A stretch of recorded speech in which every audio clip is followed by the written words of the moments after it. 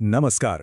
महाराष्ट्राच्या राजकारणात सध्या एका शेतकऱ्याच्या मुलाने थेट एका मोठ्या राजकीय नेत्याला आव्हान दिलंय. एका बाजूला आहेत कार्यकर्ते रविराज साबळे पाटील आणि दुसऱ्या बाजूला आहेत भाजपचे मोठे नेते चंद्रशेखर बावनकुळे.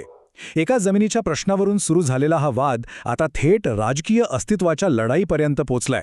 चला तर मग समजून घेऊया की हे प्रकरण नेमकं आहे तरी काय. हे बघा, हे फक्त शब्द नाहीत, ही एक शपथ आहे.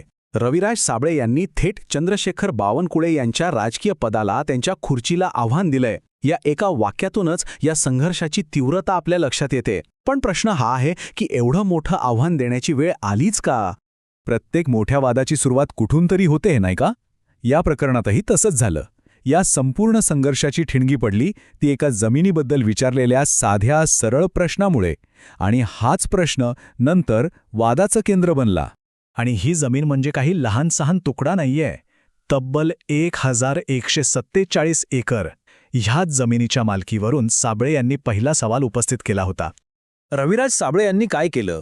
त्यांनी थेट सोशल मीडियावर जाऊन चंद्रशेखर बावनकुळे यांना एकच प्रश्न विचारला, ही 1147 एकर जमीन तुमची आहे की नाही, हो किंवा नाही यात उत्तर द्या. हा थेट प्रश्न विचारल्यामुळे हे प्रकरण सगळ्यांच्या नजरेत आलं. पण साबळे यांच्या म्हणण्यानुसार त्यांना या प्रश्नाचं उत्तर नाही मिळालं.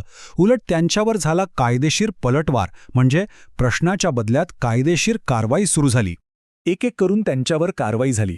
पहिली गोष्ट म्हणजे त्यांना तब्बल 25 कोटी रुपयांची मानहानीची नोटीस पाठवण्यात आली.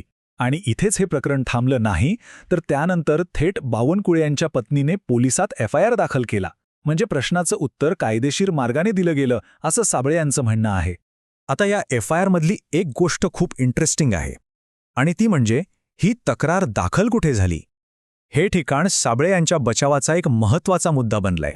आता विचार करा, रविराज साबळे राहतात धाराशिवमध्ये आणि त्यांच्यावर FIR दाखल झालाय नागपूरच्या कोराडी पोलीस स्टेशनमध्ये. या दोन ठिकाणांमध्ये अंतर आहे जवळपास 600 किलोमीटरचं. आणि हेच अंतर आता या प्रकरणात खूप महत्त्वाचं ठरतंय.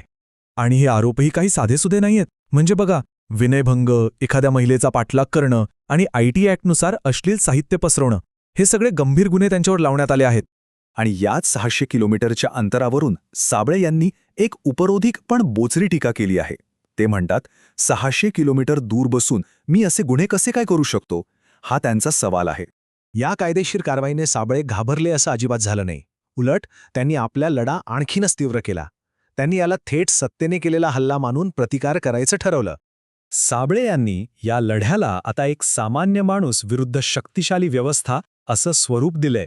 ते स्वतःला शेतकऱ्याचा मुलगा म्हणून सादर करत आहेत, जो असल्या धमक्यांपुढे झुकणार नाही. इतकंच नाही, तर साबळ्यांनी आता जाहीर केलंय की ते आणखी पुरावे लोकांसमोर आणतील आणि बावनकुळे यांच्या राजकीय खुर्चीचे 4ही पाय मोडणार. म्हणजेच त्यांचं राजकीय स्थान संपवल्याशिवाय राहणार नाहीत. आता बघा, हा वाद फक्त 2 व्यक्तींपुरता राहिलेला नाहीये. साबळे यांच्या म्हणण्याप्रमाणे याचे परिणाम खूप दूरगामी आहेत, अगदी आपल्या लोकशाहीवर परिणाम करणारे आहेत. त्यांच्या मते हे जे काही चाललंय, ही भारतीय लोकशाहीसाठी एक धोक्याची घंटा आहे. कारण सत्तेचा वापर करून प्रश्न विचारणाऱ्यांचा किंवा विरोधकांचा आवाज दाबण्याचा हा प्रयत्न आहे, असा त्यांचा थेट आरोप आहे. आणि मग इथेच एक मोठा प्रश्न निर्माण होतो. जेव्हा कोणी सत्तेला प्रश्न विचारतो, तेव्हा त्या प्रश्नाचं उत्तर मिळायला हवं की त्या व्यक्तीवरच थेट गुन्हे दाखल व्हायला हवेत. हा प्रकार म्हणजे अभिव्यक्ती स्वातंत्र्यावर गदा आणण्यासारखा आहे का? आता या प्रकरणातलं खरं खोटं तर न्यायालयच ठरवेल. पण हो, सत्तेला प्रश्न विचारण्याचा आपला अधिकार किती महत्त्वाचा आहे, हे पुन्हा एकदा अधोरेखित करणारी ही घटना आहे.